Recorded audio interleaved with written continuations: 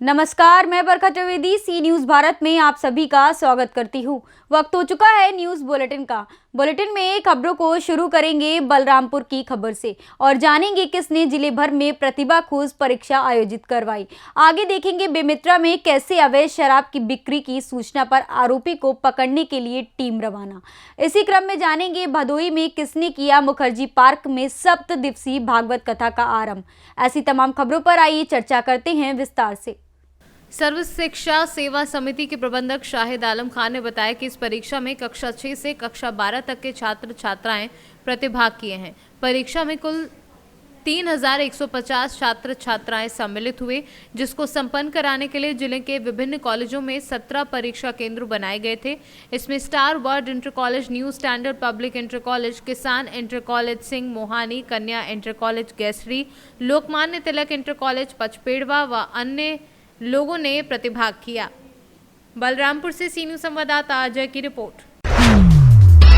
बेमेतरा में अवैध शराब बिक्री की सूचना पर थाना प्रभारी बेरला के निर्देशन पर आरोपी को पकड़ने टीम रवाना की गई है, जो ग्राम सोड़ कोदवा मोड़ के पास हरि कृष्णा पारधी ग्राम खिसौरा निवासी से जो अपने स्वयं के वाहन होंडा शाइन की डिक्की में 24 पौवा देसी शराब, जिसका मूल्य 1920 रुपये, शराब बिक्री की रकम 120 रुपये और कुल वाहन सहित 27,049 रुपये की संपत्ति आरोपी से कब्जे से जब्त की गई है।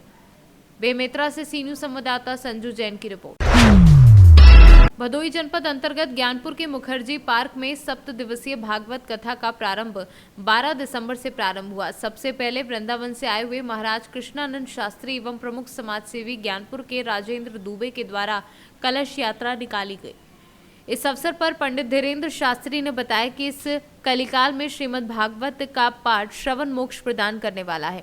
साथ ही प्रमुख समाजसेवी राजेंद्र दुबे ने बताया कि भागवत कथा 12 दिसंबर से लेकर 18 दिसंबर तक चलेगी। साथ ही उन्होंने स्थानीय लोगों से निवेदन किया कि इस कथा का लाभ उठाएं। जी गुरुजी, क्या कहना चाहेंगे? जैसा कि आज मुखर्जी पार्क ज्ञानपुर भदोई जनपद अंतर्गत आज से भागवत कथा का 7 दिवसीय जो कार्यक्रम का आयोजन किया गया है, उसको लेके सर क्या कहना है गुरुजी? जय श्री कृष्ण। सभी भक्तों को जय श्री राधे। श्री श्यामा प्रसाद मुखर्जी पार्क ज्ञानपुर में 7 दिवसीय श्रीमद् भागवत महापुराण का आयोजन प्रारंभ हुआ है।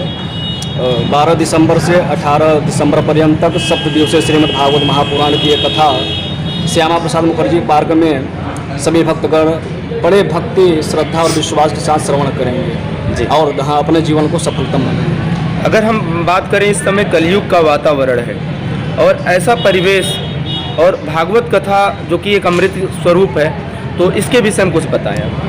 अब प्रायः कलिमल हारिणी चित्त शोक विनाशिनी ये भागवत रूपी गंगा, जो भी भक्त चाहें तो इस गंगा में गोता लगा करके अपने जीवन को कृतकृत्य एवं धन्य बना सकते हैं। आज के युवाओं को सर क्या सीख देंगे? जितने भी युवा हैं सभी से यही निवेदन कि वो आएँ और श्रीमद् भागवत महापुराण रूपी ये जो कथा है, इस कथा को श्रवण करके अपने जीवन को सफलतम बनाएं और पुण्य को अर्जित करें। हमसे जुड़ चुके हैं भदोई जनपद के प्रमुख समाज सेवी राजेंद्र दुबे जी। स्वागत है सर चैनल में।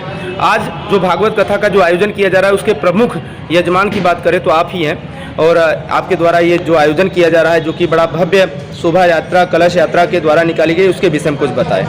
नमस्कार, मैं राजेंद्र दुबे और आज हमारा भगवत गीता का कार्यक्रम है। कलश यात्रा हरिहरनाथ मंदिर से निकाल के मुखर्जी पार्क में हमने स्थापित करी है जी, और ये भागवत कथा 12 तारीख से लेकर 18 तारीख तक होगा। और सभी अपने जनपद वासियों से निवेदन है कि इस कार्यक्रम में आएँ और भगवत गीता का पाठ सुनें और अध्ययन करें। सर, अगर आपके बारे में सुना जाता, हमेशा से आप गरीबों की सेवा करते आए हैं, ये भागवत कथा का विचार कब से आपके मन में आया कि आपको यहाँ पे भागवत कथा का आयोजन करवाना है? आयोजन तो ये चलता रहता है, कार्यक्रम तो करते रहते हैं, बट ये क्या है, सामाजिक कार्य है, भगवान के नाम के लिए कोई विचार लाने की ज़रूरत नहीं है जी। हम लोग सदा ही भगवान के प्रति समर्पित हैं, उनके लिए कहीं भी कहीं कुछ भी करना पड़े उसके लिए हम लोग तैयार हैं। तमाम सेवा कार्य आपके द्वारा किए जाते हैं। इस समय ठंडी का वातावरण, कंबल वितरण, वस्त्र वितरण भी आपके द्वारा किया जाता है। गरीबों के लिए बात हो तो उनके खाने पीने की भी व्यवस्थाएं की गई है। कोविड काल में भी आपने बहुत हेल्प किया, उसको लेके सर क्या कहना चाहेंगे? ये इंसान का, मनुष्य का धर्म ही है, किसी का गरीबों का हेल्प करना अच्छी काम है। कोई भी मनुष्य, हर आदमी को सोचना चाहिए गरीबों के बारे में, असहाय लोगों की सहायता करना ये हमारा कर्तव्य है और आगे भी करता रहूँगा, ये मैं संकल्प के साथ। समाज सेवा की भावना गुरु सर आपके अंदर कहाँ से आई है? ये मेरे दादाजी पंडित रमापत दुबे, उनसे श्रेय मिला मुझे। वो समाज का कार्य करते रहते थे और उनके साथ में रहता था तो उनसे कुछ सीखने को मिला और वही भावना के साथ में मैं एक समाज सेवा का कार्य करता हूँ। जी, इस कथा का समापन कब होने वाला है? हाँ, 18 तारीख को समापन है, 19 तारीख को भंडारा। यहाँ के जनता से क्या अपील करेंगे आप? यहाँ के जनता से अपील है कि सभी लोग यहाँ भागवत में आएँ और भागवत कथा का आनंद लें और उसका पुण्य प्राप्त होगा उनको। भदोही से सी न्यूज संवाददाता नितेश उपाध्याय की रिपोर्ट। खबर मध्य प्रदेश के रीवा जिले से है, जहां पर सेमरिया विधायक केपी त्रिपाठी अधिवक्ता ने प्रेस कॉन्फ्रेंस कर आयोजन कर विधायक केपी त्रिपाठी के बारे में फैलाई जा रही अफवाह के बारे में जानकारी दी। ये जो प्रेस कॉन्फ्रेंस है, ये वर्तमान समय में जो मीडिया में जिस प्रकार की कुछ भ्रामक स्थिति निर्मित हो गई हैं, उसको स्पष्ट करने के लिए और उसमें क्या विषय वस्तु में क्या परिवर्तन है और क्या सुधार की आवश्यकता है, इसके लिए ये प्रेस कॉन्फ्रेंस की जा रही है। माननीय विधायक सिमरिया केपी त्रिपाठी जी के विरुद्ध 22/11/2022 को न्यायालय में चालान प्रस्तुत हुआ, जिसमें 24/11/2022 को माननीय विधायक श्री केपी त्रिपाठी जी के विरुद्ध न्यायालय ने 333 वगैरह इस तरीके की कुछ धाराओं का अपराध पंजीबद्ध कर लिया। इस ऑर्डर के अगेंस्ट माननीय विधायक जी ने एक रिवीज़न फाइल करी थी सिरमौर न्यायालय में, जिसमें कि सिरमौर न्यायालय के द्वारा ये वर्डिक्ट दिया गया कि मध्य प्रदेश उच्च न्यायालय एवं मध्य प्रदेश शासन की जो नोटिफिकेशन नंबर है, उसके अंतर्गत यदि कोई सिटिंग एमएलए है या एमपी है, उनके विरुद्ध कोई भी मामला, क्रिमिनल मामला स्पेशल कोर्ट में ही विचाराधीन होगा, अन्यथा नहीं होगा। इस बात को ध्यान में रखते हुए माननीय अपर सत्र न्यायाधीश सिरमौर ने मामले को अधिकारिता विहीन होने के कारण इसको बिना गुणदोष के सुने इसको निरस्त कर दिया है। कुछ मीडिया में इस प्रकार की जानकारी आ रही है कि केपी त्रिपाठी को सिरमौर न्यायालय ने दोषी ठहराया, तो ये पूर्णतः भ्रामक और पूर्णतः गलत है। इस संबंध में ना तो कोई न्यायालय का कोई वर्डिक्ट आया है, ना ही न्यायालय ने कोई दोष सिद्धि का कोई आदेश पारित किया है। विधायक जी, मतलब पुलिस जो है, पुलिस ने आवेदन दिया है कि विधायक जी यहाँ पर है नहीं, ऐसा सिमरिया मतलब है, यहाँ सिमरिया विधायक है नहीं। इस विषय पर आप ज़्यादा स्पष्टीकरण दे पाएंगे? इसमें दिनांक 8 तारीख को 8/12 को इसमें कोर्ट के समक्ष जो था, पुलिस ने एक एप्लीकेशन दिया और पुलिस ने उस एप्लीकेशन में निवेदन किया था कोर्ट से कि अभी विवेचना पूरी नहीं हो पाई है, हमको और समय चाहिए, जिस पर माननीय न्यायालय ने विचार किया और उनको फिर एक शॉर्ट डेट उन्होंने 22 तारीख की लगाई।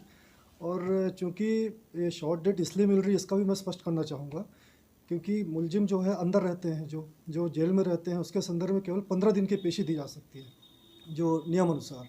इसके कारण चूंकि पर्याप्त समय नहीं दिया गया था पुलिस को, तो पुलिस ने कोर्ट से निवेदन किया कि आप हमें एक छोटा सा और दे दीजिए। तो कोर्ट ने उसी स्टेज पर बोला कि ठीक है, जो हमारा उपस्थिति के लिए जो केस नियत किया गया उसी स्टेज पर कोर्ट ने फिक्स किया 22 तारीख को। मतलब जानकारी भ्रामक मानते हैं ना आपकी, गलत है? किस चीज़ की जानकारी? जो चल रहा है कि उनको जो है अरेस्ट नहीं, ये देखिए, ये कोर्ट का जो प्रोसीडिंग है वो जो सीआरपीसी में दिए गए प्रावधान है उसके हिसाब से चल रहा है, किसी के कहने से नहीं। जो कोर्ट ने जब पुलिस को उनके आवेदन पत्र पर पर्याप्त समय देने के लिए जब उन्होंने निवेदन किया तो कोर्ट ने एक समय दिया। उसके अलावा जो स्टेज था उपस्थिति के लिए नियत है, उसके अलावा बाकी जो ये मीडिया में चल रहा है कि अरेस्ट वारंट है, ये सब अफवाह है, इसमें कोई सच्चाई नहीं है। जो धाराएं लगाई गई हैं उस पर किस तरह की कार्रवाई संभावित हो सकती है?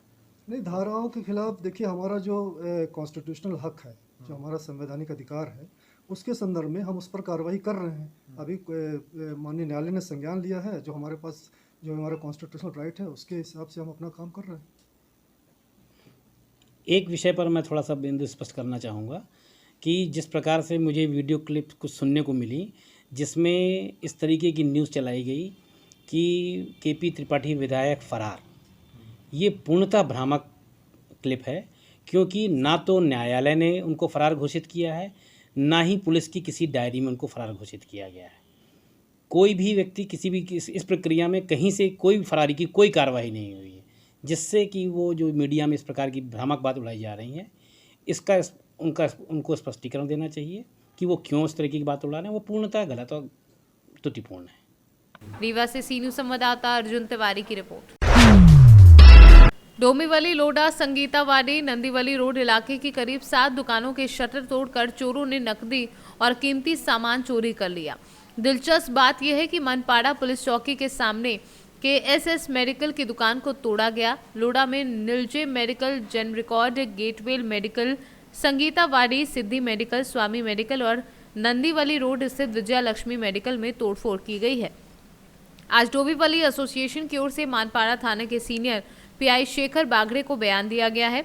मेडिकल एसोसिएशन की मांग है कि चोरों की गिरफ्तारी के लिए विशेष टीम गठित की जाए और मेडिकल दुकानों पर विजिट बुकी रखी जाए। इस मौके पर संस्था के अध्यक्ष दिलीप देशमुख, नीलेश वानी, दूधनाथ यादव सहित अन्य केमिस्ट व अधिकारी मौजूद रहे। महाराष्ट्र से सी न्यूज़ संवाददाता दीपक मोरे की रिपोर्ट। फिलहाल के लिए इस न्यूज़ बुलेटिन में बस इतना ही। देश दुनिया की तमाम खबरों के लिए देखते रहें सी न्यूज़ भारत। हर खबर आपके साथ, आपके हाथ।